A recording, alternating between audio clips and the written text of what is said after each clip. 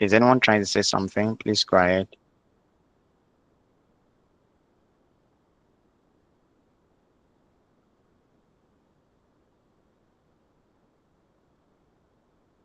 Yes. So working capital management, anyone?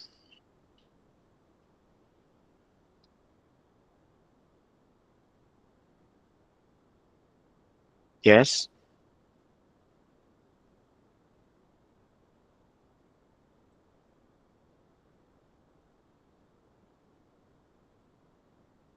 Hello.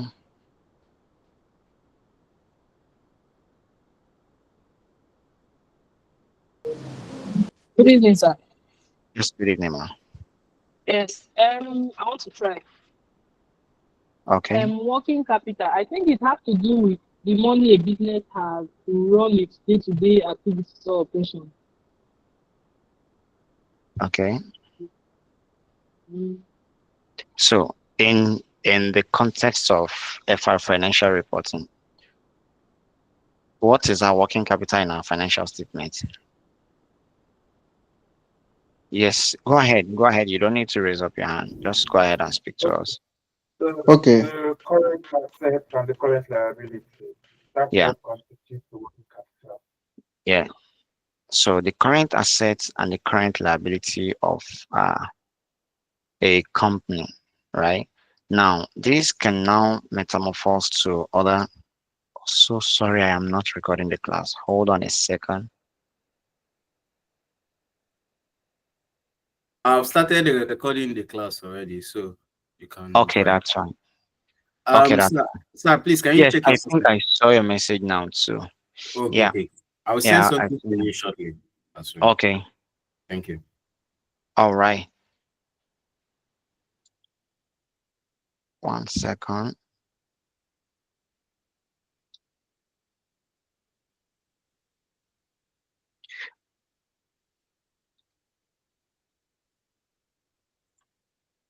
Okay.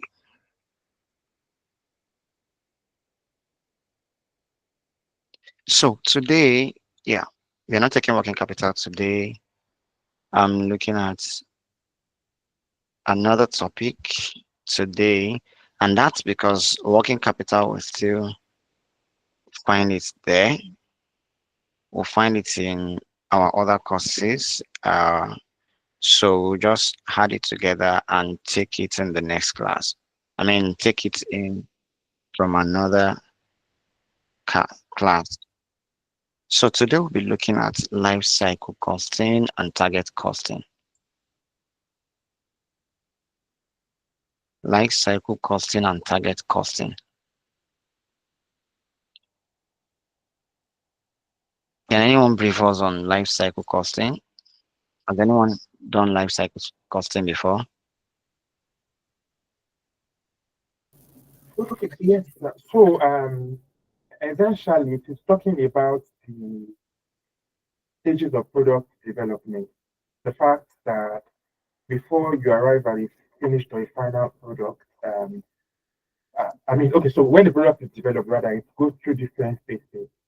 There's the um, very initial phase now, which talks about its development, right? And of course, also there's the growth stage, there's the maturity, and then the decline. Now, the cost that is associated with the different stages of this product development really is the life cycle costing. Mm-hmm. Okay. Any other thing?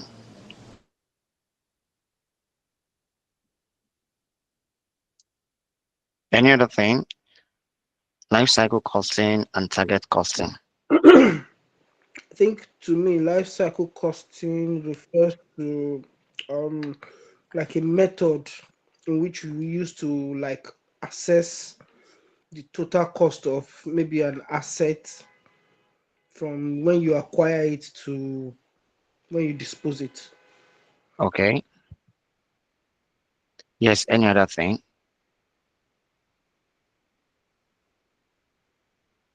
Any other thing? The target costing. I think it has to do with an amount arrived at by maybe deducting the desired profit margin from a competitive market. As for target cost, I'm not sure. Okay. Any other person? Okay, so I want to just add a thing or two to what the other person said about target costing. It is that the conventional way that we go about determining maybe the selling price of a product is you would already have aggregated your cost and you have like an expected selling price, so you can then determine your profit. However, for target costing, um, it has to do with you having like an expectation in mind, right? And then working your way up with respect to different cost items, such that there's a cost gap that you would then look out for ways or methods to close out that cost gap so that you can arrive at what your target cost is. Okay. So now, when we say life cycle costing, let me take it overhead, right? So a life cycle costing has to do with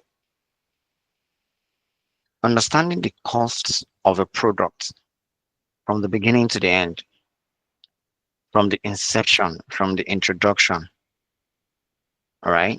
From the introduction to the last, to the withdrawal of such an asset from the market. Okay. Now, life cycle costing, you need to identify the unique thing about life cycle costing, the unique costs, the unique specifications, the unique attributes at different levels. Do you understand? You need to understand that. All right. Now, life cycle costing will tell you about the life of an asset from the beginning to the end. Okay. Now, apart from this life cycle costing, you also have target costing, whereby you're given a certain target to achieve. Okay. Now, why we have all of this? hmm, there's something also called learning curve. Do you understand? So I'm looking at ways for me to bring in all these three things together, like life cycle costing, target costing, and learning curve. Do you understand? So in such a way that we can solve questions on them together. All right. So that's it. Now, when we see life cycle, so I said it that we need to identify the different attributes of each of a product from each stage. So what are the stages? The first stage you have is the introduction stage, whereby we introduce the products to the market. All right. Then aside that, we also have the growth stage. For those of you who have done something like this before, growth stage, right? Then also we have what again? Yes, anyone? The maturity stage. Have we done something like this before? Have we done something like this before? Have we Yes, done please. something like this before? Yes, Okay. sir. So, Yes, yeah. yes, So sir. also be looking at the maturity stage, right? So if the product has matured, where is it now? Right? What are the unique things about the maturity stage? And the last thing will now be okay. When the product is declining, am I right? So when the product is declining, yes, what are those things we should note from there? And the last one is when we eventually withdraw the product from the market. All right. So all these are different stages of a product life cycle. Every product will go through these stages. Now, when they go through the stages, so let's take for instance now the introductory stage. What are the costs, likely costs you are to incur? Hmm? So at the introductory stage, you are likely to incur more cost on like pre-operational expenses. Yes, you will incur pre-operational expenses, right? You will advertise your product more. It's just like a company newly coming to the market. you advertise that product more, you will spend more cost on, I mean, more cost on advertising the products because you want your product to be known in the market. You want customers to identify your market and then probably patronize you, right? Yeah, so we have all of this.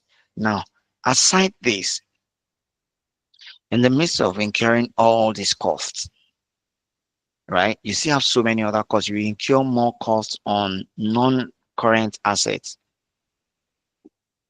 right? You incur costs on non-current assets. You incur costs on what again? Yes, can anyone else come up with something? What are the costs you incur? What are the costs you incur? Anyone else? Yes, can someone tell us any other costs you incur at the introductory stage? Research and development. Research and development. Thank you. Yes. Any other costs to be incurred on the introductory stage? Advertisement costs. Yeah, I mentioned that. Advertisement costs.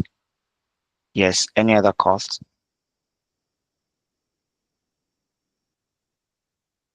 Any other costs? What about energy and fueling? You need that while producing the product, Mm. I guess. Energy and fueling is actually, we actually be fixed because whether you just started or you've started a very long time, your energy and cost can be fixed, exception of those costs you incur on production. So your production cost will definitely increase, right? So your production cost will increase, right? But energy and those things, your electricity and the rest of them, they will always be the same. They will always be the same. Yes, any other cost? Any other cost? Distribution costs. Sorry? What do you call it, sir? Distribution costs. Well, distribution cost will still be the same. It will still be aggregates or it will still be in proportionate to whatever you produce or whatever you are selling, right? So, anyways, that is that.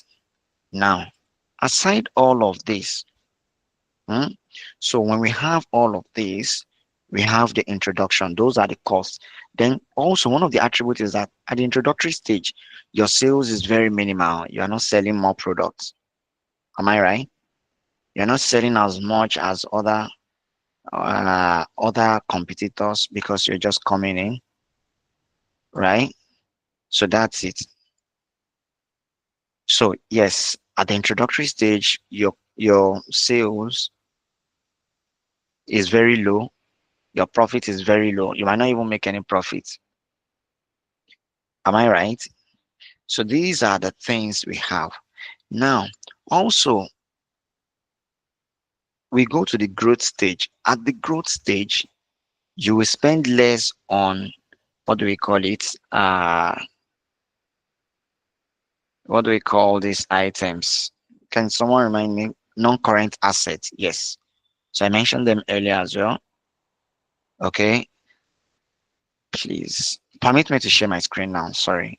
I think I'm getting lost in what I'm doing and I'm always almost forgetting that I have to include this note so that for those of you, the rest of you can see it as well. Hold on a second, please.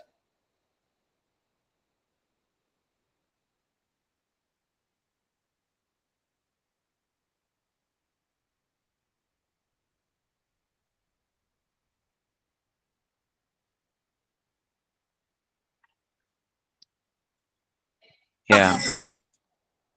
Oh, please grant me the permission to share my screen.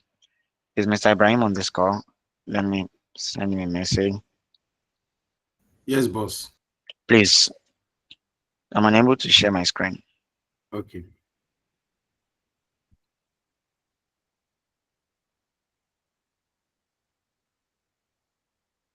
Check now. Okay, yes, I can share my screen now. Thank you. You're welcome, sir.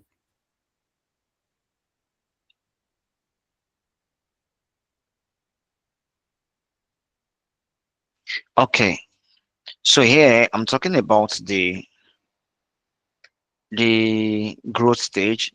Yeah, I actually left the introduction stage, I mean the development stage. Although yes, it can also form parts. There will be a textbook. Some textbooks will separate the development stage from the introduction stage. Some materials we add them together. Anyhow you find it, yes, their costs are unique and their attributes are there. Now for the growth stage, now here your sales will start increasing. Don't forget you started growing the ground, and when we say growth, it means you started selling more. Okay, yeah. When you're selling more, you have more customers, your sales has increased, your profit increases, your cost of sales no, your cost of sales is reducing because you're now buying in larger quantity or producing in larger quantity, and then your cost per unit is reducing. All right. So yes, all those things are there. Okay. Now, costs at this stage will still be very high. You will still spend more on production. I mean, on adverts because you still want to be known more. You are still growing. People are knowing you. You want to increase your market share, but yes, you still spend more on adverts. You still spend more on distribution channels, on distribution cost, and the rest of them. Okay. Yes. Now, also at this stage, competitors may be in the process of developing or launching competing products. So if there's something unique about your product, your competitors have started seeing it, and then you need to fight them as well. So they started launching something similar, something to counter you, or something to be up to standard. All right. Yes, that is that. Then also, while you are doing this, you need to analyze your market strategies. Then the next thing we have is the maturity stage.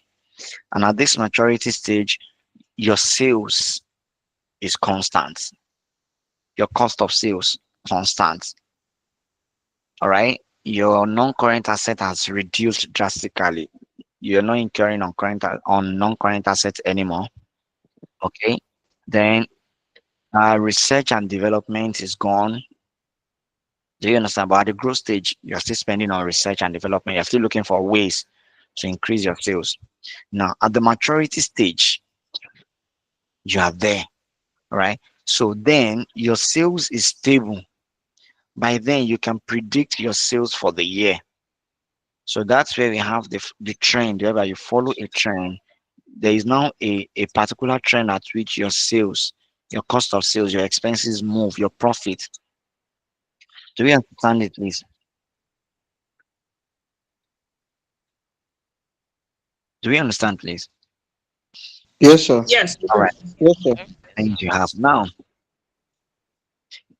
it is expected to be the most profitable stage of the product life cycle. If you don't have anything to say, please go ahead and say it. I am not on my screen and I might not likely know when someone raises his or her hands.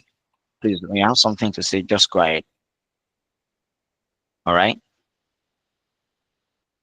Yes, life cycle comes. Okay, someone asking a question before. I guess I have to look into the chat. Okay, topic life cycle costing. Product life cycle. Anyhow you want to put it, yes, that's where we are. All right. Then also, apart from the maturity, we also have the declining stage. All right. Now, let me go back to the maturity stage. I'm not done. The maturity stage, right? Like I said, is the most profitable stage of the product. Now, cost will come for your cost is reducing.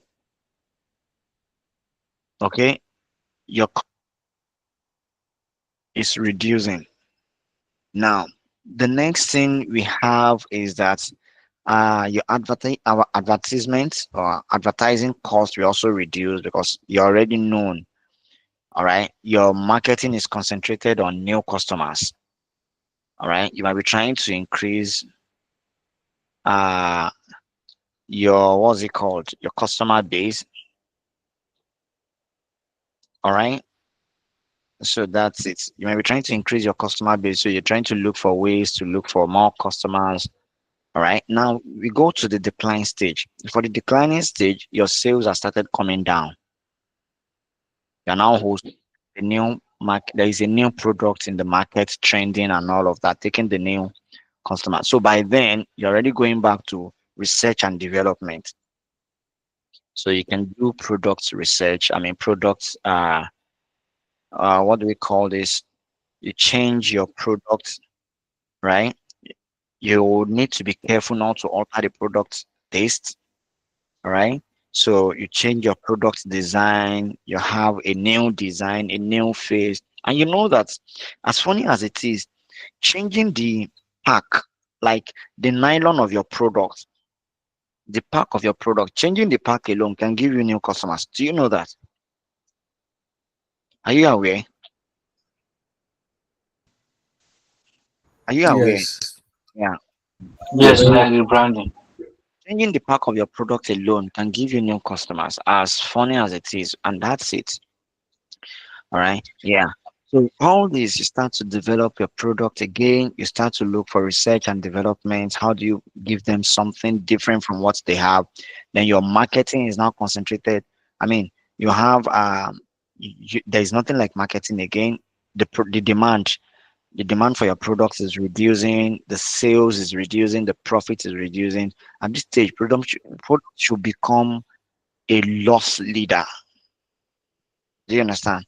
So now one of the things, the business decision will now be, okay, should we stop selling and introduce a replacement, or should we just change the product design? Do you understand? So decisions will be made at that level. Then we have another stage that might not be here, which is the withdrawal stage. Now at the withdrawal stage, you withdraw your product entirely from the market. Now don't be surprised. While you are withdrawing your product from the market, there is a cost to it.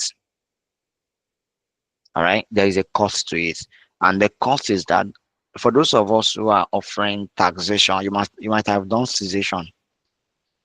Have you done cessation? Have you heard about cessation of an existing company? Yes, sir. Yes, sir. So cessation now means that there is a cost. All right. Of course, there is no penultimate year, ultimate year anymore because of the new rules we have since 2020. All right. But please watch out for the NTA, Nigerian Tax Act of 2015. That rule has a lot of changes there. It has a whole lot of changes there. Please just watch out for it. But that will be after this diet. And I think management is also working on introducing us to those items against 2026, but after this diet, because it will not affect whatever you have to do this diet. So that's it. Now, withdrawal stage, you will incur a cost for withdrawing your products from the market. For instance, cost of the dismantling, like dismantle the building or the warehouse, all those things they are costs. Cost of cessation to the FIRS, UEP, all those things they are also costs. Yes, that's the withdrawal stage. So why do we have to study life cycle costing? Number one, it guarantees better decision making since it allows for a more accurate and realistic assessment of revenue and cost. So with your life cycle costing now, you know the revenue at each stage. Your revenue at development stage, which you don't usually have, your revenue at the introductory stage, at the maturity stage, at the growth stage. You know your revenue at each point. Okay. Then also the equivalent cost is also given to you. You will know your cost at every. So when your cost is falling to this point, then you know the particular stage you are. Now, also, it helps you in better pricing of the product. So it enables you to put a price tag on your product. All right. Because this, it will tell you the profit of your product in its entirety from start to finish. And also it minimizes break-even time, that is quick recovery of initial cost. Yes, it will reduce your break-even time. So what is break-even time? Do you know what break-even is? BEP. Eh? Yes, sir. Yeah. So that point at Yes, which sir. there is no profit, there is no loss. All right. So that break-even point, it gives you that break-even point and it will reduce it. Since you know what your break-even point is, it allows you to derive to de- uh, to design a technique to reduce your break-even point. Okay, and also it maximizes the length of the product lifespan. Of course, you know that this product, we can't spend more than 1 year. For instance, now if I tell you the lifespan of an iPhone is basically Hello, one sir. year. Yes, please go ahead, sir. Oh, sorry. Good evening. Thank you for the lecture, sir. Please, I would like you to share more light on reducing the break-even point Okay, so because I know reduce. that. Okay. Go ahead, go ahead. You know that. Go ahead, please. Because I know that the break-even point is when it is revenue equals to the cost, no profit, no loss. But what do you mean by reducing the break? Are you talking about the timing? I just want to get the clarity of that, sir. So Thank you. yes, we have it as to minimize the break-even time. Like I said, you know that point. You know that time whereby you get to recoup all your initial outlays, if I can use that word, from the investment appraiser, right? You know that's payback period, right? So your payback period is like your break-even time. Am I right? For those of you who have done payback period, am I right?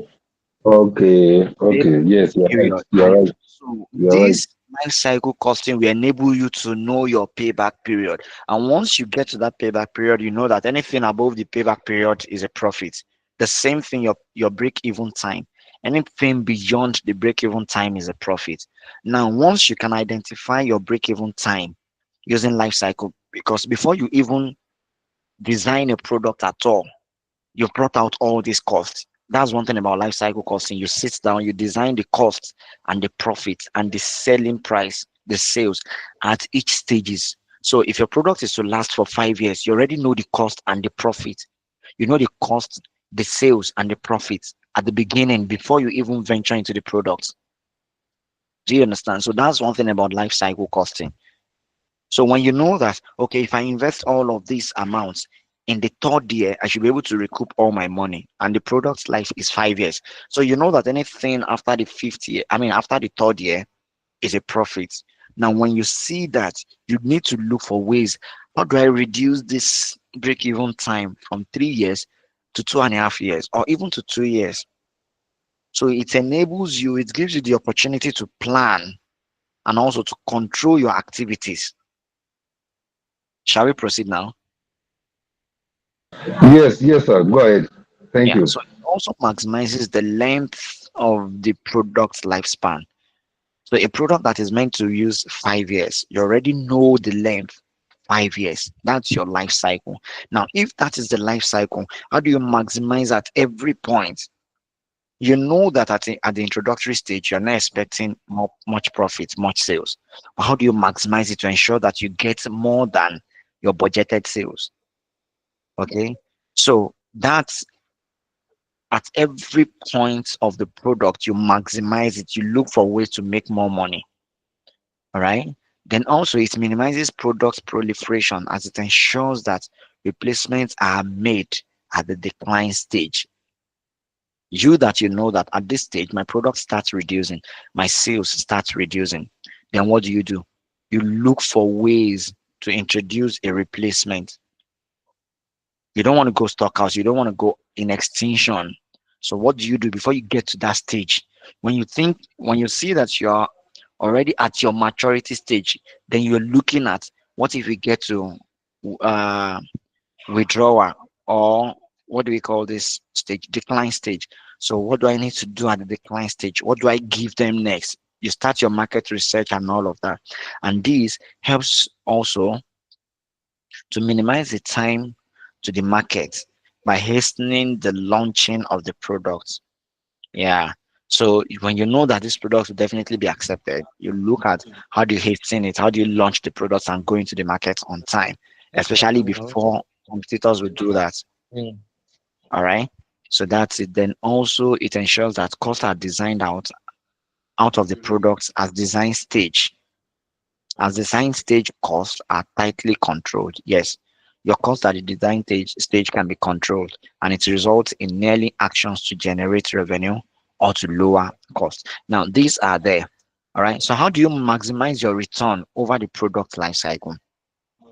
So one of the things is that you design the cost out of the products at the early stage. Design the cost, know the cost of everything. Okay. At the development stage, understand the cost. So where we have 70 to 90% of the product life cycle determined. Do you understand? So you need to do all of that. Once you're getting to 70 to 90%, you should design the cost. You know the total cost. All right. Then also you minimize the time to the market. That is from inception of the product to launching the product. You need to minimize that time. Then the next thing is to minimize the break-even time and also to maximize the length of the lifespan and to minimize the product's proliferation, manage the product's cash flow. Manage the product's cash flow. All right, the inflows and the outflows. All right. Now for service industries, industries also have the life cycle, but the only difference is that research and development stage will not exist when you are providing a service. There is nothing like research and development. All right. There can be a little bit of market research, but there's nothing like development. What are you developing? I don't know if I'm making a sense there. Can anyone respond? Yes, sir. Yeah. All right. That's it. So there might not be too much on research like that. I mean, too much on research, but there's definitely nothing like development. All right. And even if there's anything to develop, it will not be in the same way and will not have the same impact on subsequent costs. All right. However, consideration should be given in advance to carry out and arrange the different processes that will make the service complete and minimize the costs. All right. So that's it. Now, a project is any contract or activity that takes years to produce or takes years to complete. Now, the project needs to be monitored carefully over the life to make sure that they maintain on schedule, the cost overruns on schedule, and cost overruns are not incurred. What do you mean by cost overruns? You don't incur more than the budgeted cost for the project. Now, when you're looking at those people who did operation research, where we have uh, what is this thing that we use for projects? There is this operation research technique that we use for projects whereby you look at the earliest starting time, latest starting time, earliest finishing time. You can remember, right? Network analysis. Thank you very much, network. Longer I went to school, so I must have forgotten all those things. Network analysis, right? So now in that network analysis, you look at your cost. Your network analysis will tell you all everything, the project's lifespan, right? Now, if network analysis gives you the project lifespan, you look at the earliest starting time, the latest starting time. Sometimes you can attach price to it, cost to it, all right? So you look at the slack time, look at the priority projects, all right? Those projects that they do not have a slack time.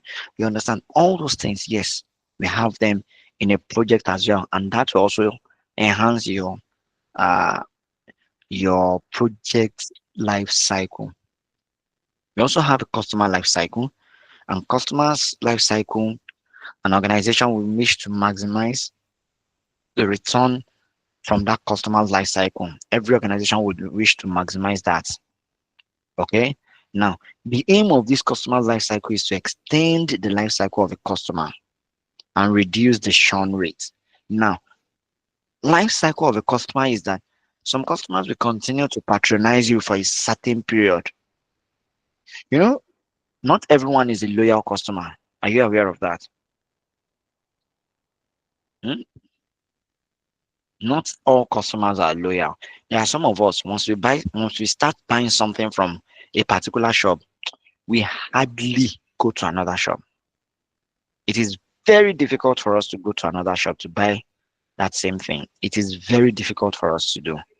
Am I making a sense here? Yes, sir. So Yes.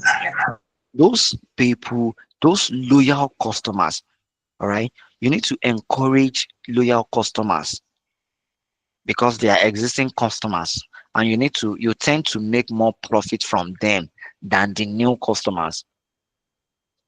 Do you understand? So those customers that you already have, right, then that will now take you back to your customer relationship management. For those who did CSME,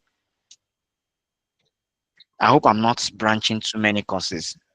Yeah, I'm just trying to bring all of them back to this life cycle costing. All right. So you have customer relationship management, how where you talk about the retention of existing customers, getting new customers. Do you understand? And so many ways to retain your customers and even get new ones. So all those things are there. All right. So customers become more profitable over the life cycle as they get used to their supplier. If you walked into a shop that you know that it's possible they are not selling something, though, and you will still go there to ask them if they are selling it or if they can refer you to where you can buy it. Have you done that before? Has anyone done that before? Yes. Yes, So, yes. so this thing is that's loyalty. That's the loyalty of the customer. Okay, it is not like some people whereby, eh, go to shop A to buy it. If the cost is too expensive, please go to another shop. Go. Like, leave them alone. Do you understand? So that's it. So there are some things an organization needs to do to retain its customers. It is not magic. It is not magic. All right. So you need to understand your CRM very well, customer relationship management. You need to understand it like very well. How do you do follow up on customers and all of that? All right. So that's it. Now, the projected cash flow over the full lives of customers or a particular customer segment can be used to highlight the worth of that customer and the importance of retaining such a customer. Sometimes it could take a year to recoup your initial cost of winning a customer. What are the costs you incur if you want to win a customer? Yes, can someone tell us? So this one is more like CSMA now. So what are the costs you incur if you want to win a new customer, or you want to retain an existing customer? What are the costs you incur? Cost of Advertisement. promotion. Cost of promotion to an existing customer, and you might still need to advertise some of your products, promote some of your products to them. Yes, You can give Discount. discounts. thank you very much. You give them a discount.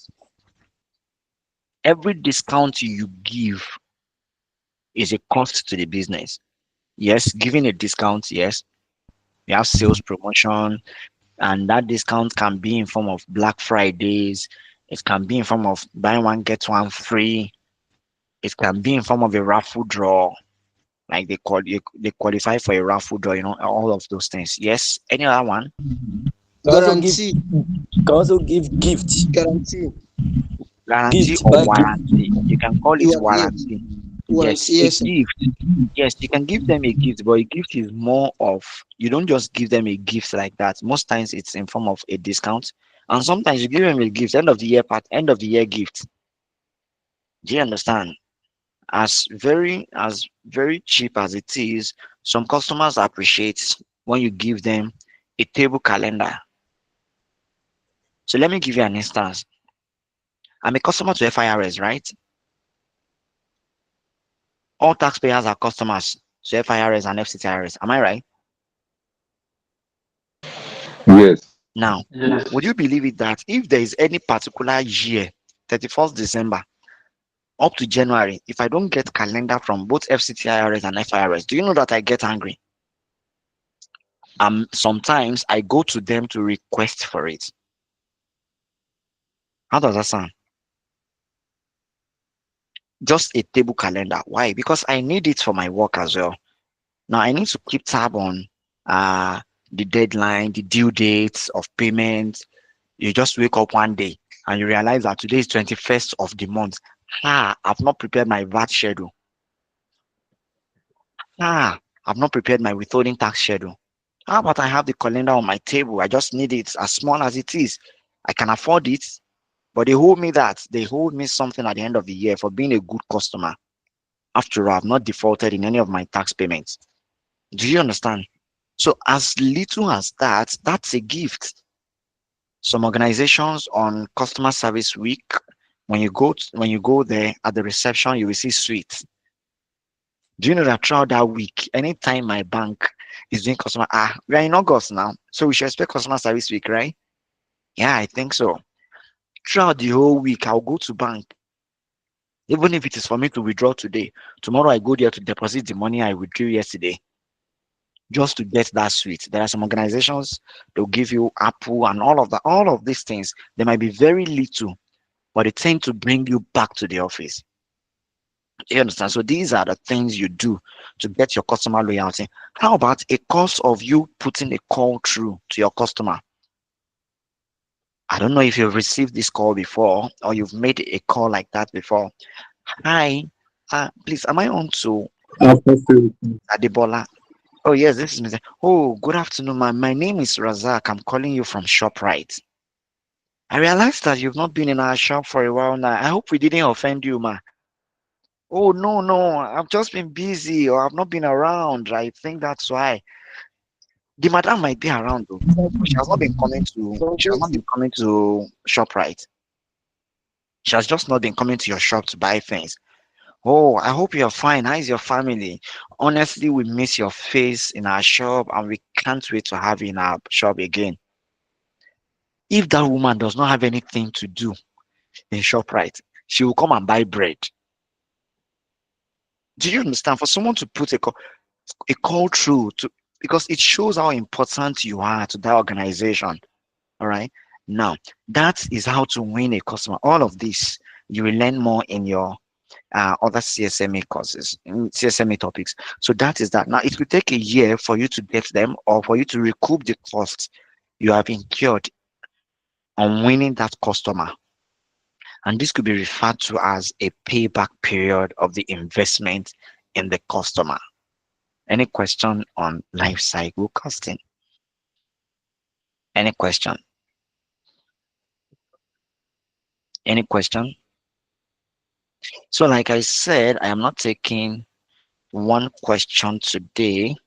I'm not taking one topic today, so that in our subsequent class we'll be solving questions on them as well, right? I think I also want to go into what's it called? Learning curve. Yes, learning curve. I've not mentioned learning curve today. So I also want to go into learning curve today, right? So that in our subsequent class we can do questions on all of them. Now, learning curve. Learning curve has to do with, should I say it or someone wants to try? Should I say it or someone wants to try? You can continue. Oh, I asked if someone wants to try. I'm saying I should continue. You to try. Okay, maybe I can try. Learning curve is a concept that tries to explain the effect of learning on a particular job or Okay, task. okay, okay. Yes, Okay, any other person? yeah, so can you hear me? Yes. Yes, please go ahead. All right, so in summary, it is that if I spend 10 hours to do something at my first attempt, if I do it over and over Mhm, again, the rate mhm, the rate at which I'm doing it will be quicker because mm, I'm more efficient at it. mm.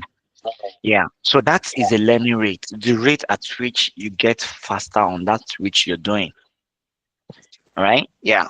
Now we have the learning effect. So the learning effect is that improvement you get while on a job. When you improve on the way you've been working, all right? So that's a learning curve. Now, this learning curve or learning effect, it means that, for instance, if I do um which one? If, for instance, I have to, yes, let me use accounting words as well. So let's say, for instance, in this year, let's say this is my first time on this job, and I am meant to do a bank reconciliation statement on a particular account or to record a transaction. So if I'm to record my transaction for the month of July all at once in August, the first time I'm doing it, it will take me time. Why? Because number one, I need to understand the trend. I need to understand the categorization of the company. Do you understand? Some companies we have entertainment, a what do you call a nomenclature for entertainment, an account for entertainment. Another one can have meals and entertainment. Another one can just put it in miscellaneous. And don't forget, anywhere you see entertainment or miscellaneous account under your taxation, you disallow them like with passion. Am I right? Yes, sir. Uh-huh. Yes, sir. So you want to be careful that you're not preparing an account that will be disallowed by the tax authority. Do you understand? So now you need to understand that trend. You need to understand the account. You need to understand. So it might take me, let's say, complete 2 days to record the whole transaction of July. But the subsequent month, I might not even spend up to 5 hours on it. Do you understand? Now, the improvement in that labor efficiency and hold on, your learning curve and your learning effect is on labor cost, is on labor. Don't let me say labor cost. It is on labor. Yes, it is on labor and then on labor costs. It will not affect material. Do you understand? We have another thing entirely for material. And what is that thing we have for material? That's where you can now be we can now be discussing what do we call it? All this our someone should please help me with this your fixed costs. And marginal and absorption costing, those are the traditional ways, right? Then you now think of the current modern way, which is what for marginal costing you can use throughput accounting. For absorption costing, you will now be looking at ABC, right? So all those things are there, things are evolving. So your cost for material is separate, but when you're talking of learning effect, it has to do with labor. Okay, it has to do with labor. All right, are we there? Are we there? Yes, sir. So that's Yes, Yes, sir. sir. so that's it. Now the cumulative here, the cumulative improvement, the additional time that reduces, okay, will now be your learning effect. Now, how do you get this learning effect? When you do something repeatedly, you always get a shortcut to do it better. All right. And also, you gain experience on how to do it better. So, these are the things. Now, you have key insights. The key insight now will now be that the time per unit will reduce with cumulative output.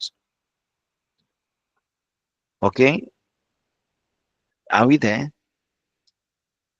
So, the time per unit Yes, sir. reduces. So, that is your output increases while your input reduces. You produce more with with a reduced effort, but eventually you get to a steady state whereby there is no more improvement. For instance, now no matter how fast you are, no matter how good you are, you may not it depends on the volume of the transactions, right? You may not be able to reconcile an account within 1 hour, depending on depending on the volume, right? So that's it. Now, the learning curve concept is that you have a cumulative average time whereby the time falls every time output doubles. Now with this one now there is a formula. All right. Yeah, this one they use a table for it. Yes, there is a table for it. All right. Then also, and here is the cumulative average time, which for instance, uh this is for first 100 days. All right. Then you have 100 days here as the total time. And the next one, it will reduce. This is if you have 80% learning rates, right? At 80% learning rates. So average time for first 2 units will be 80% of the first unit. First unit is 100 days times two of it, 80%. You will do 80, you will do times two of it within 80%. So which means if the first one is 100 days, then 80% is what it will take you to do the next one, and that is 80 days. So for that 80 days, the cumulative time will be 160 days. All right. So it keeps reducing like that, like that, like that. But anyways, and how do we get this? That's 80 times 2 and 64 times 4, 512.2 times. That is 80% of 80 will give you 64, right? 80% of 64 will give you 51.8 and up to this level. So that's what we have. All right. Any question? Any question? No question, we can proceed, right? Yes, sir. Yes, let's Okay. proceed. Now, this table will only work where your unit doubles. Do you understand? Where your unit doubles. So you can see a question that, okay, you're producing times 2. If everything is times 2 times 2 times 2, that is the only time you can use this tabular method. I hope I'm making sense. You can only use it for anything that is a multiple of 2. Now, if it is not a multiple of 2, then you need the learning curve formula. And your learning curve formula, so sorry, this thing is not aligning. I don't, let me see if my material is opened. So probably I can share the material. No, I can show you from the material where it is. Okay, I can bring this out for now. So now your ax raised to power, I mean, are we there? Hello? Yes. Yes, sir. Yes, So sir. We Yes, can sir. see here you now, actually. your y will now be Yes, ax sir. raised to power. I mean, y equals to, yes, ax raised to power b. Your y will now be ax raised to power b. All right. Now, the learning effects, that's your ax and all of that. Sorry. Okay, so that's it. Now you can also use this tabular method for your learning curve, right? And you have an example like that. Don't worry, we'll solve an example in our material. So we also have a graphical representation of this. Yeah, graphical representation whereby you recognize you place your answer on a graph. You put it on a graph, right? And here you'll be looking at the cumulative average time curve that will slope downward, right? So the average time curve will always come down. Why? What are we saying? The time will keep reducing. Okay, so that's it. Then also the total time curve increases, but at a reduced rate, at a decreasing rate. Eventually, the time per unit will level up. All right. Now, the conditions for learning curve to apply before you can have your learning curve. Number one thing is this. So don't forget why we're having this condition. This condition are saying that ceteris paribus, that's ceteris paribus we used to hear. So we have some things that must be in place before you can apply learning curve. It's just like your inventory management as well. When you are doing your EOQ, economic order quantity, have you done that? Have you gotten to that topic yet? EOQ. Not yet. Okay, don't worry, you'll get to every one of them. Now, even in your EOQ too, we have so many conditions that must be in place before EOQ can work. The same thing we have it for learning curve. So for your learning curve to work, there must be a stable workforce and a low labor turnover. What is labor turnover again?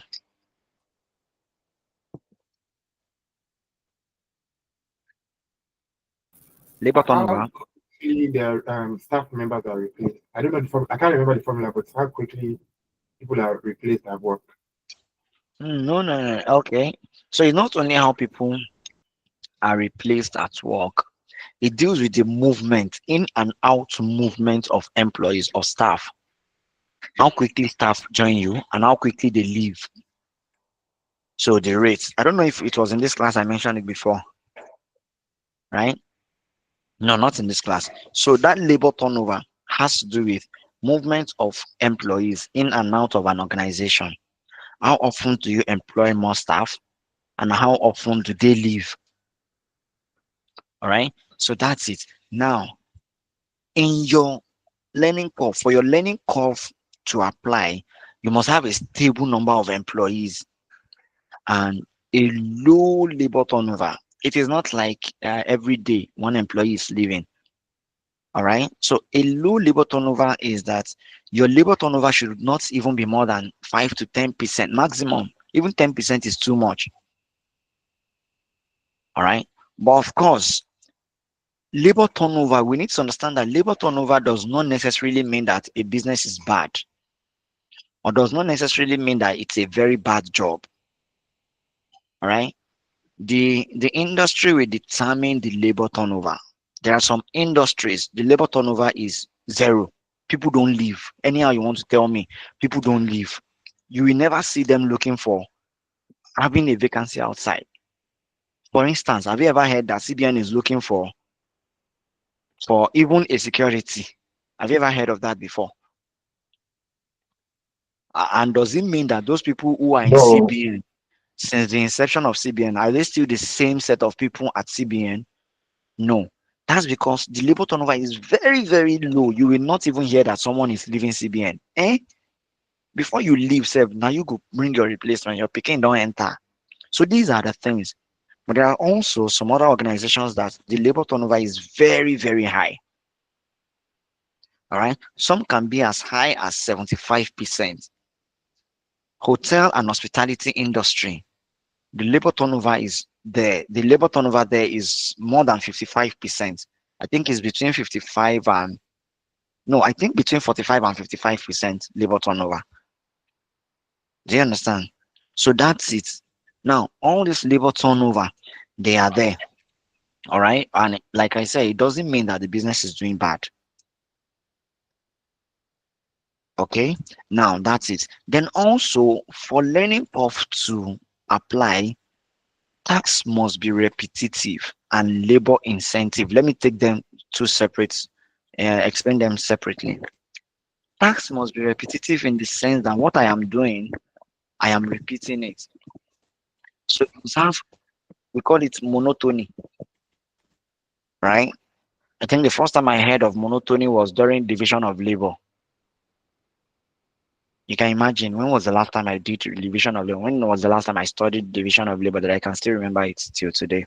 Now, monotony of work, when you keep doing something under division of labor, it will get to specialization, right? Now, when you divide jobs into divisions, someone is handling a specific thing. Now, let's go into a manufacturing company as an example. For instance, let me use, do we have anyone who wants to give us an example? Or I use my own. I have a cottage industry where they are making Ankara clothes. Do you have any example? Any example you can relate to? Or should we use bakery? So let's use a bakery. I believe all of us are eating bread here. Even though we might not be eating puff puff every day, or samosa, or spring roll, or those things that they disturb our WhatsApp status with.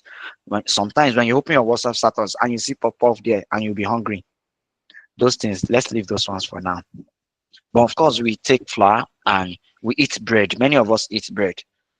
Now, let's take someone who is working at a bakery. So at a bakery now, we know that a bakery is highly labor intensive, right? What do we mean by labor intensive? You need people, manpower to do the job more than machines.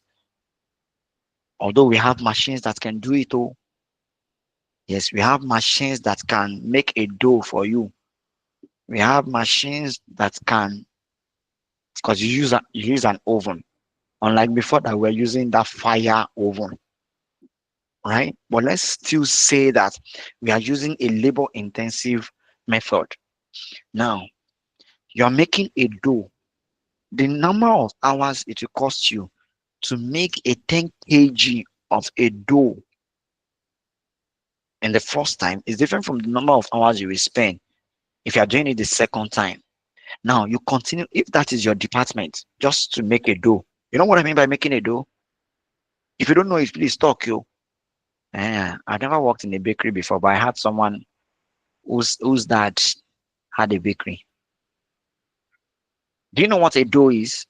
Do you know what making a dough mean? Yes, sir. Mixing You know what your it means? flour and all the things. Yes, sir. So that flour that you match it together and all those things. Making a dough before you now put it in a pan. Yeah.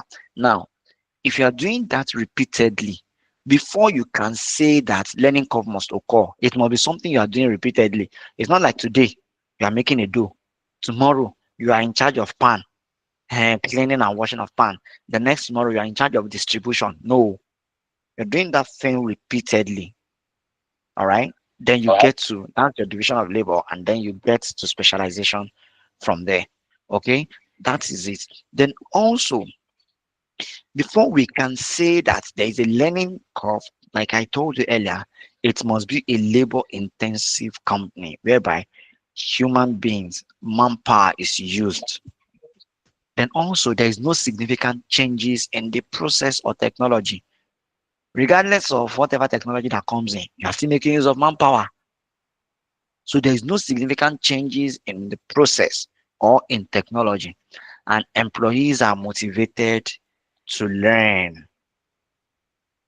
Employees are motivated to learn. All right. So when you're learning, you tend to do something repeatedly and you don't get exhausted, you don't get tired, you don't feel the monotony. Monotony, like I said, means doing the same thing repeatedly. All right. So that is that. So the practical areas where we can have learning curve will be on budgeting, whereby you budget labor hours. Okay. Yeah. Labor hours. You budget your labor hours, and this should reflect in the learning savings. So learning savings, like we said, it can come as a learning rate or a learning savings. So your learning rate is 80%. Your learning savings is automatically 20%. Do you understand what I just said? Do we understand, please? Yes, sir. Yes, Learning sir. rate is 80%. Uh, learning Learning saving is savings will be 20%. 20%. Thank you. Then also we use it for pricing a product where we have cost plus prices. All right. So cost plus prices should anticipate cost reduction. Now, cost plus prices. What is cost plus? Yes, anybody? What is cost plus?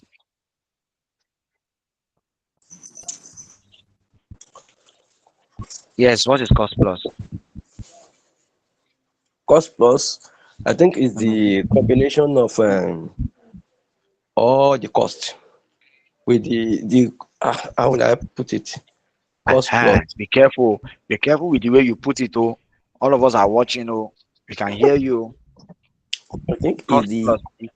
cost plus is the combination of all the total cost, the cost of the product and other costs associated with the product. Can someone else try? Is the cost of Adding a sales of markup to the total items cost. the Okay. markup? Markup. I think it's markup in the total cost. I'm not exactly sure. Shade. I think Mm. is where a So, business adds cost to percentage, just like the markup. I wouldn't say that. Cost plus is different from markup. Markup simply means profit on cost, Abby.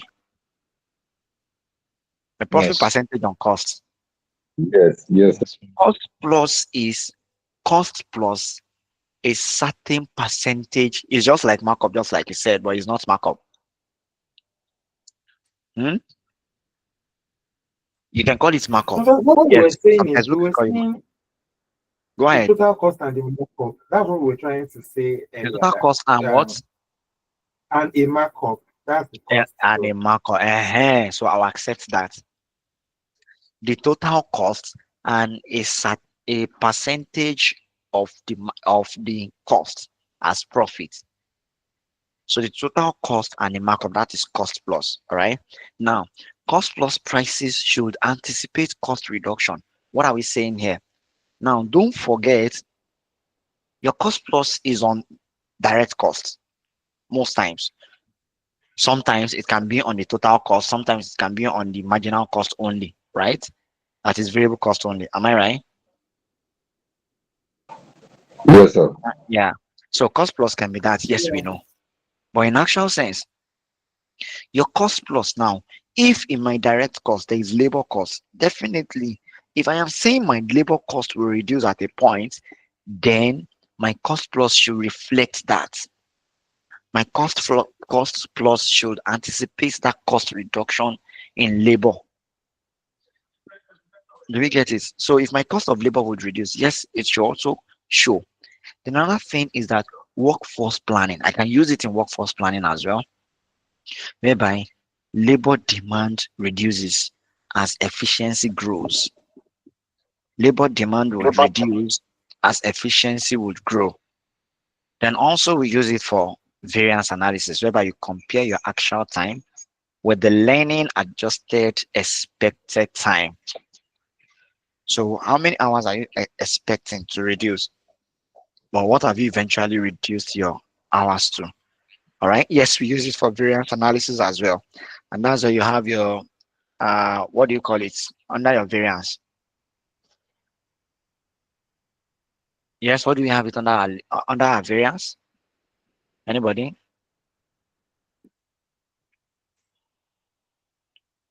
Hello, I variance. think maybe adverse or Just favorable. and favorable. Favorable I'm and asking, adverse. no, no, no. I'm asking of which part of our labor variance, which part of our variance relates to labor. I've said it already. But which part of our variance relates to labor? Labor variance. Efficiency. Labor efficiency. Labor Labor, efficiency. so labor efficiency variance now.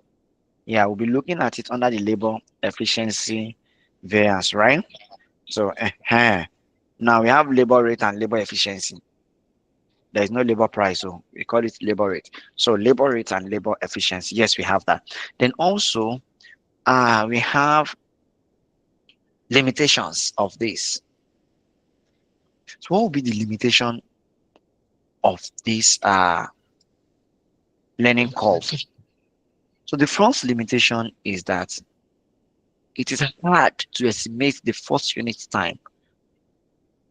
It is very difficult. How did you arrive at the first unit time? Do you understand? So it can be very difficult for you to identify that, okay, at my first unit, this is what I should spend, or this is the number of hours I should spend, and all of that. Okay. Then another thing will now be that the learning rate itself. How did you identify the learning rate? How do you know that learning, this is what you'll get? I don't know if I'm making any sense here. Hmm? How do you know what to your learning rate? What's your learning rate will be? Okay.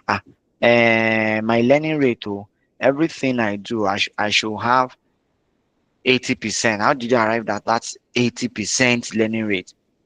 Okay, so those are the things. It might be difficult. Sometimes it is arbitrary. Do you understand? Many times it's not always objective. It is not. I don't know if I'm making any sense here. Are we still together? Yes, sir. Yes, sir. Yeah. Then Yes, also, sir. uh, we also have it that it is less relevant in automated or capital intensive industry. Yes, now it's relevant now. It is less relevant. Or is it relevant? It is less relevant in a No, it's capital not. intensive industry. That is where we have uh capital intensive and machines are doing many of the things. Do you understand?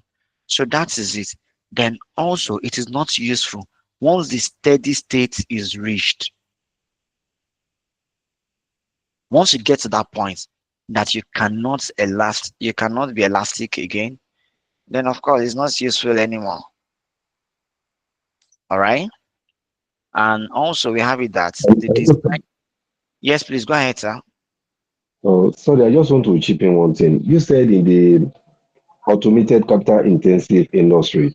Take for Mm, instance, what about the operators of those machines that when they acquire the machine initially, they've not mastered the operating of such machine.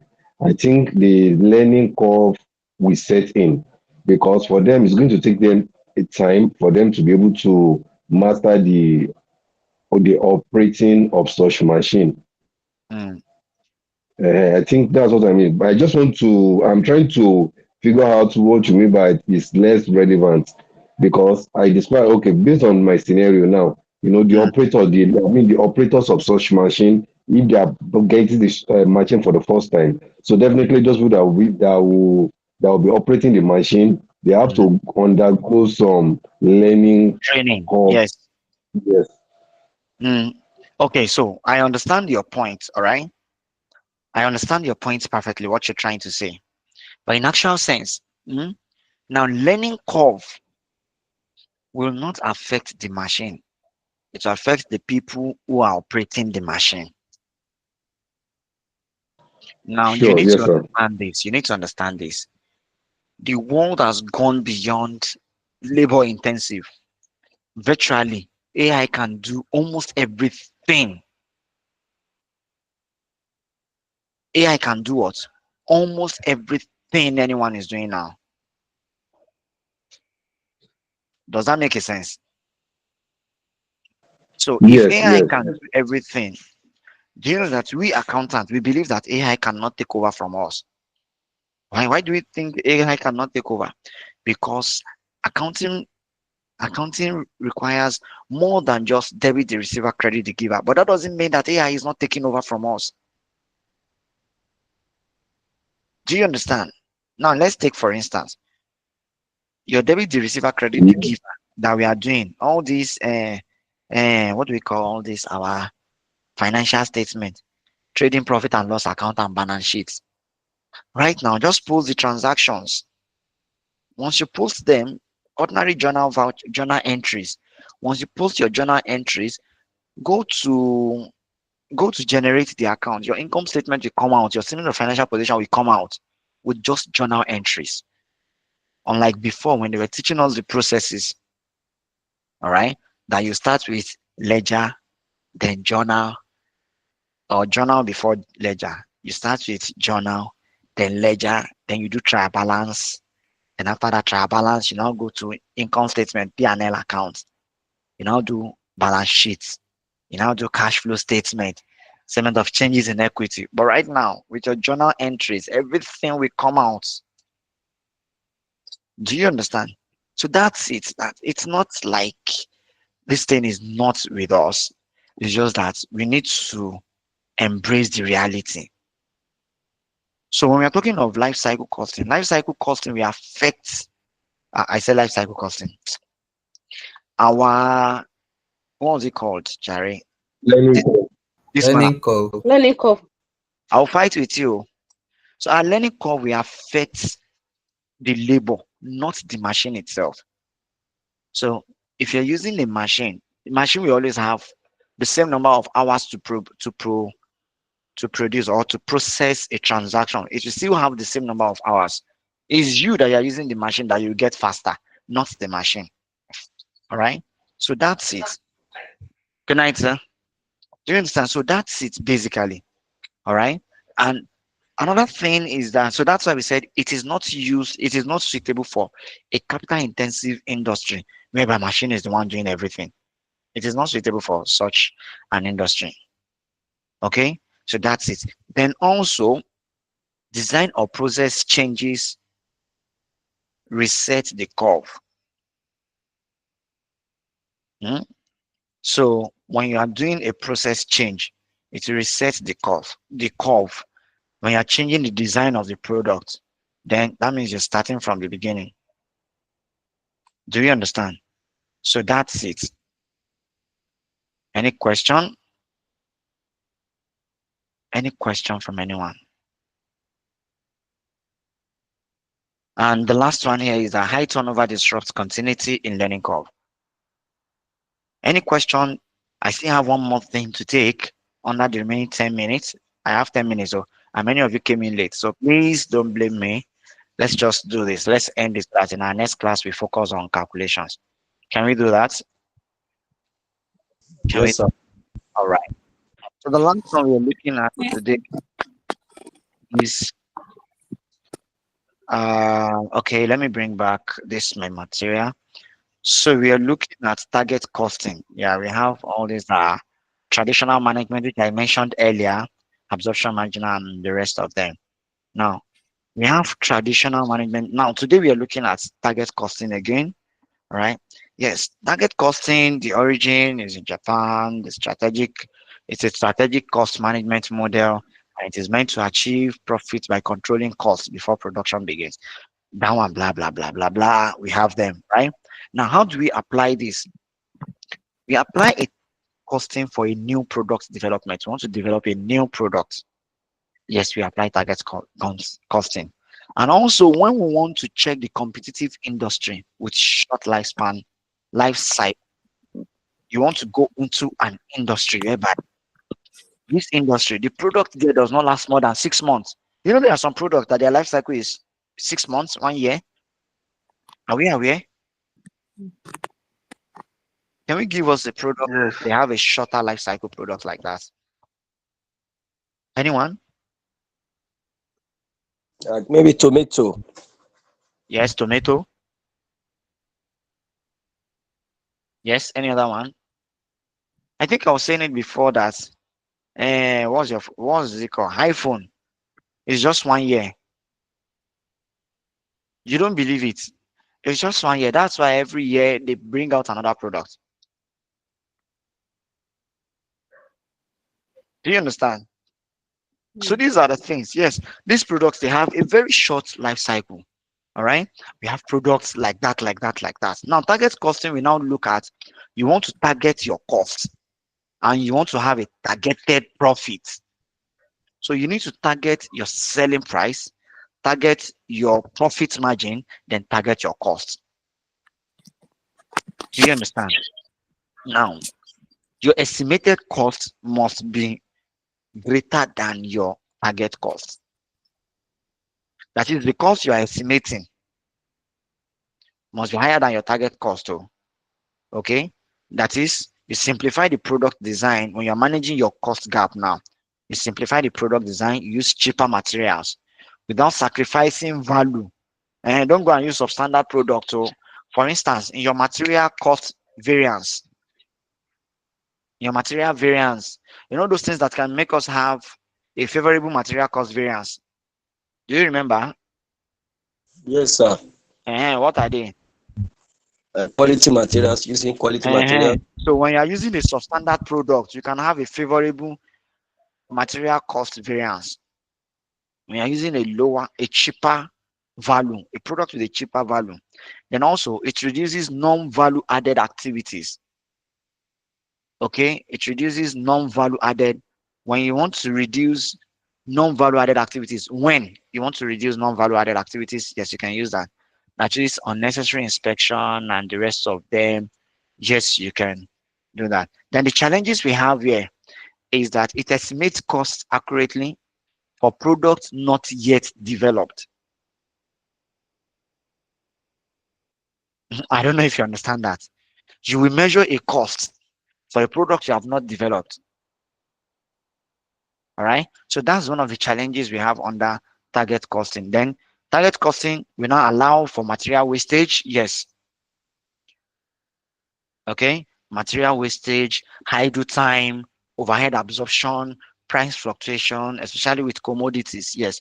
It gives room for all of those things. Then also we need to close the target cost gap.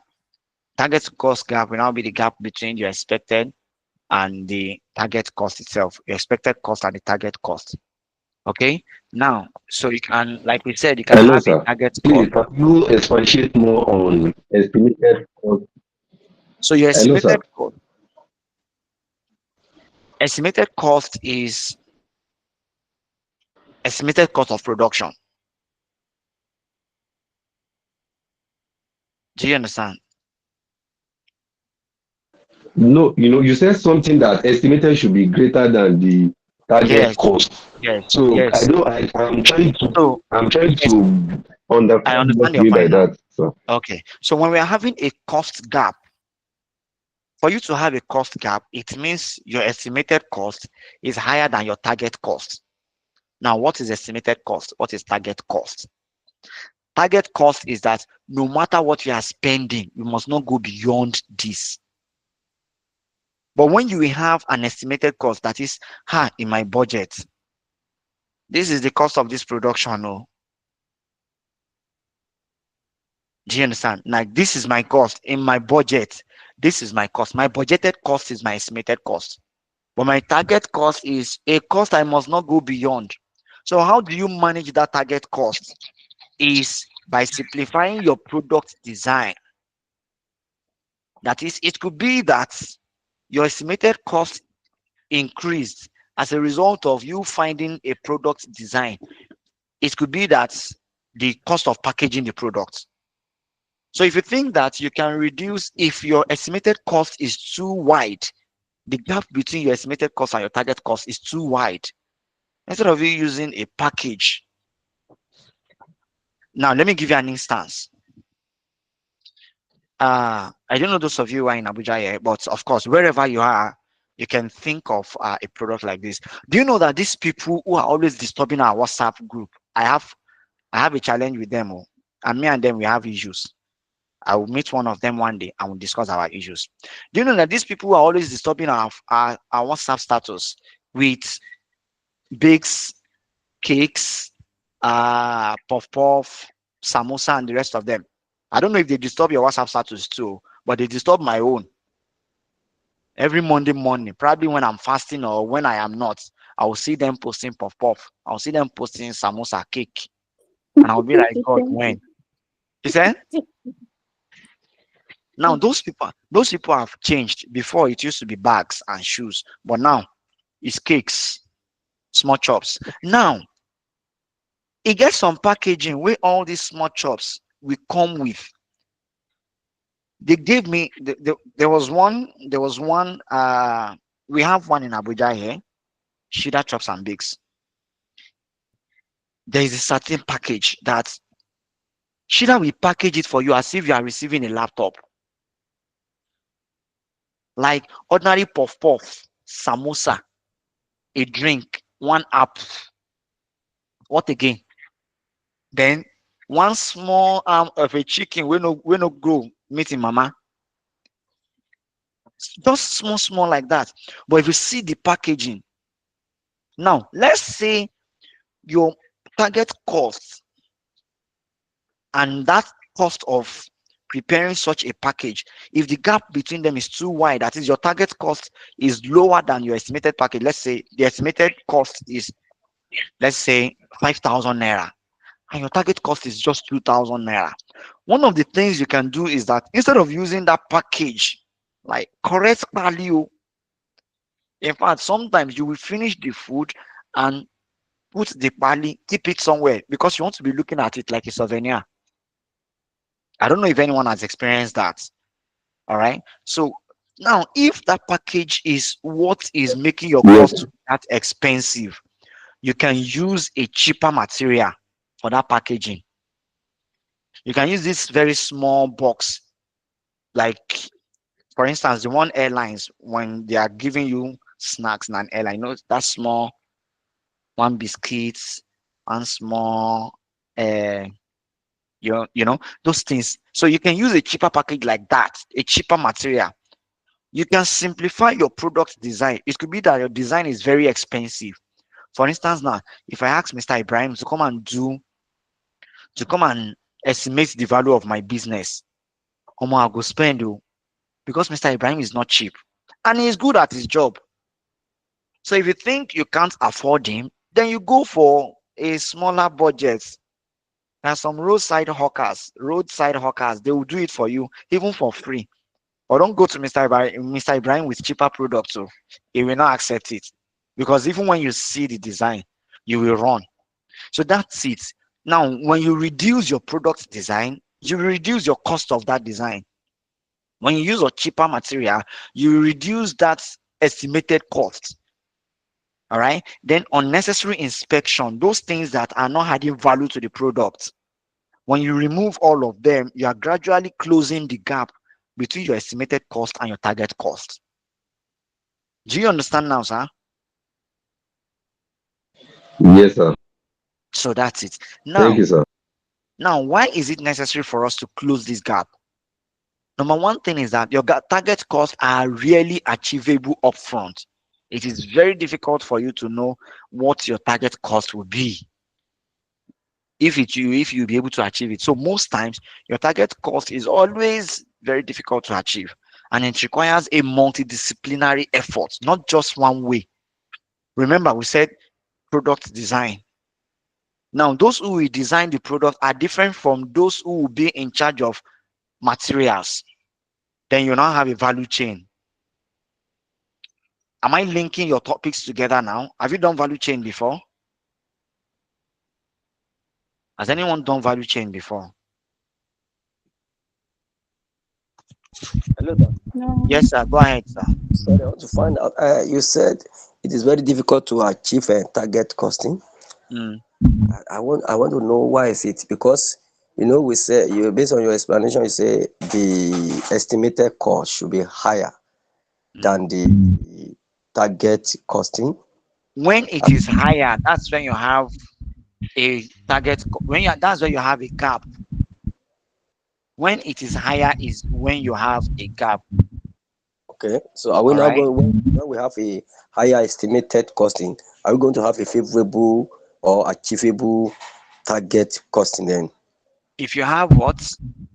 If we have higher estimated costing, as in maybe Okay. we estimate Okay. I we have I higher think you don't understand what I mean by that when cost we gap.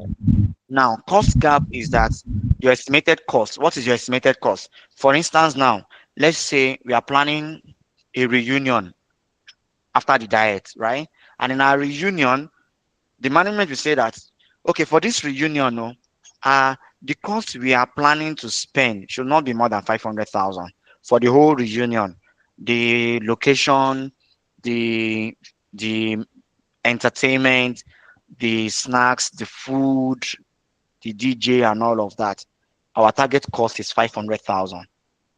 Now we called a caterer amongst you that you give us an estimate. We want to make so you want you to cater for the event. How much would it cost us? Then we have a DJ amongst you. DJ, how much will it cost us? We have who else? An event planner. How much will it cost us? Right? Now our own target cost is 500,000. When a caterer is coming in, a caterer is already coming in with 250,000. All right. DJ is coming in with, let's say, 100,000, and what's it called? Events planner is coming in with another 200,000, or let's say 100,000. Logistics is taking 50,000. Now, that is the estimate, that is the budget from each of these vendors. But what is our own target cost? 500,000. Do you understand? Now, with their own estimate, with the various estimates we have received, we are already at 700,000. And our target cost is 500,000. That difference is called a cost gap. So, how do you minimize that cost gap? The first thing is for us to call the caterer. Madam Caterer, please come closer, come closer, come closer. That 250,000, what are you doing for us? I plan to do jollof rice, fried rice, then coconut rice, then chicken, and also drinks. And also, I'm thinking of small chops. Do you understand? Then I want to add this one. I want to add an appetizer. Hey, madam, be coming down. Okay, if you remove the small chops, how much is left? Or if you remove, let's say, so what type of drink are you looking at? Oh, I'm planning a juice. Okay, fine, calm down. If you remove juice and give us coke, plastic coke, how much? That is we altering the product design. what Madam Ketra has brought to us, we are telling her to change it. Then we call the DJ. Oga DJ, what are you coming with? And I'll come with the sound system. I'll come with my microphone. I'll also come with this 360. I'll come with, you know, now your DJ is telling you that he's coming with all of this. Oga, leave 360. You know this 360 that you'll be rolling at, leave that one. Now videographer and the rest of them to their. So now we are telling them, okay, remove this one. Okay, can you reduce this one for us? Okay, instead of you coming with a speaker of about 100,000, can you make it something of a lower quality of 80,000? That is we using a cheaper material. And that is we trying to close the gap between the estimated cost we have received from all the vendors and our own target costs. So of course, that target cost is rarely achievable upfront. We don't see it. We did not see it before we said that we are preparing or we are providing 500,000 for the cost of our reunion. So it is rarely achievable upfront. So it requires effort. Do you understand? And that's why you can always have a gap between the estimated cost, which is cost from different vendors, and our own target cost. Is it Thank better you, sir. now? Yes, sir. Thank you very much, sir. Okay.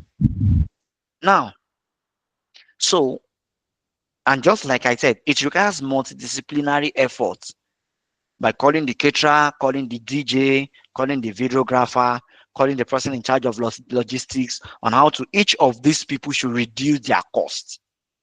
Do you understand? So these are the methods. You can have the products redesign, you can have product collaboration, you can eliminate non-value added, you can train your staff. All right. So we can just train our staff that, Oga, you can handle this thing for us now. Instead of us looking for an MC. We have someone amongst us who can do MC now. Then we train our staff. We use that person. That person will not charge us.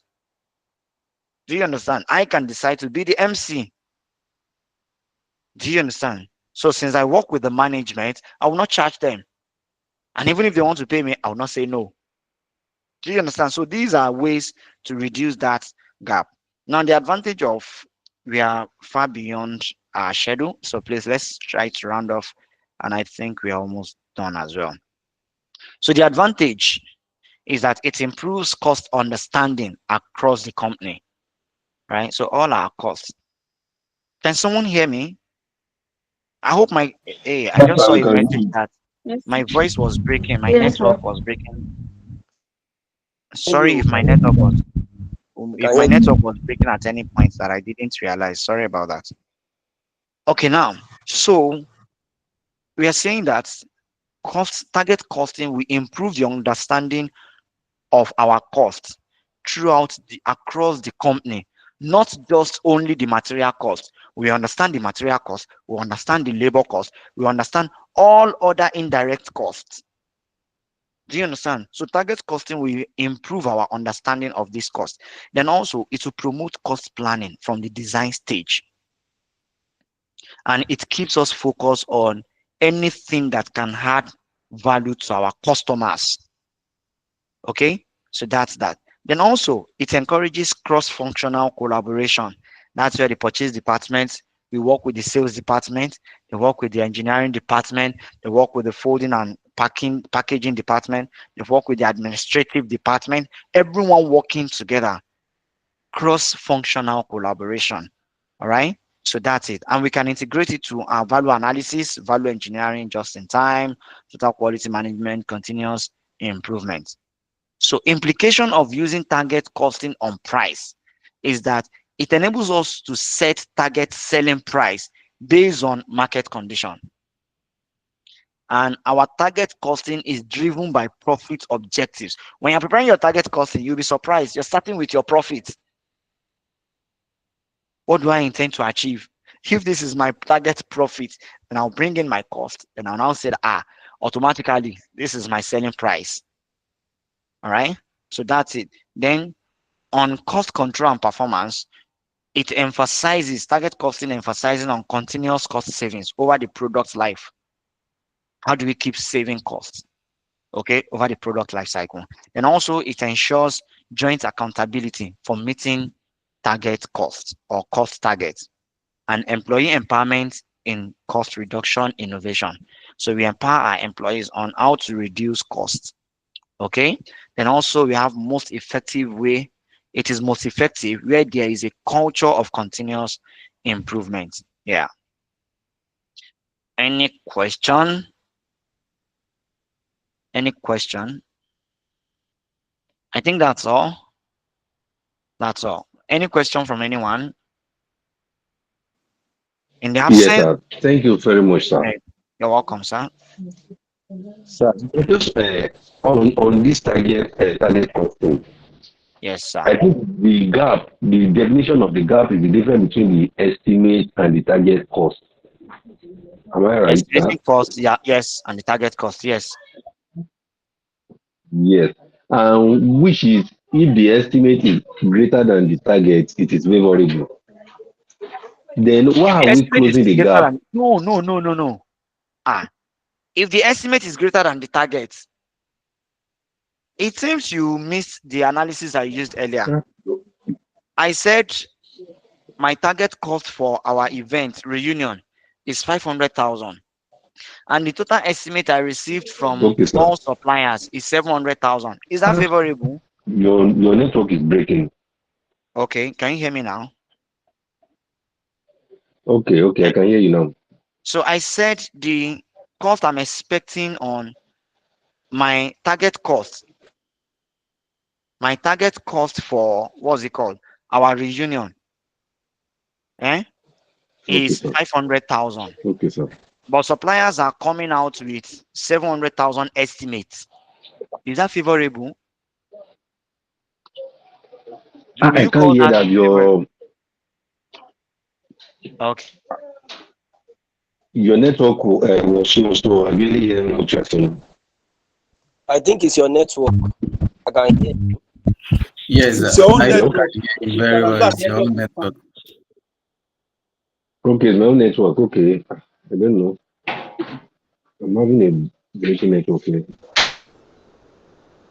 Okay. Can you hear me now? Can I proceed now? Hello? Okay, I can hear you now. Okay. Now.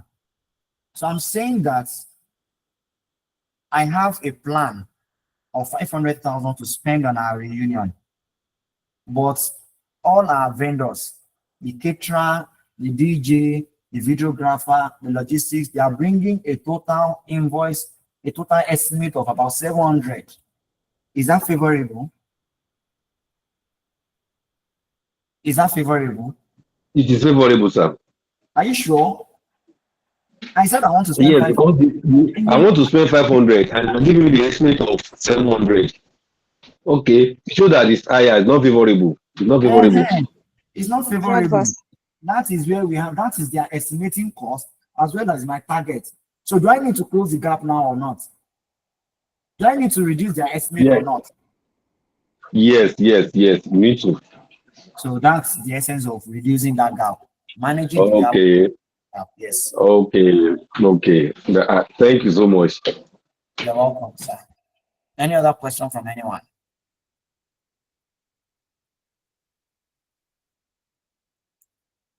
Any other question from anyone? In the absence of question, I'll see you all in our next class. We'll be taking calculation. Good night, everyone.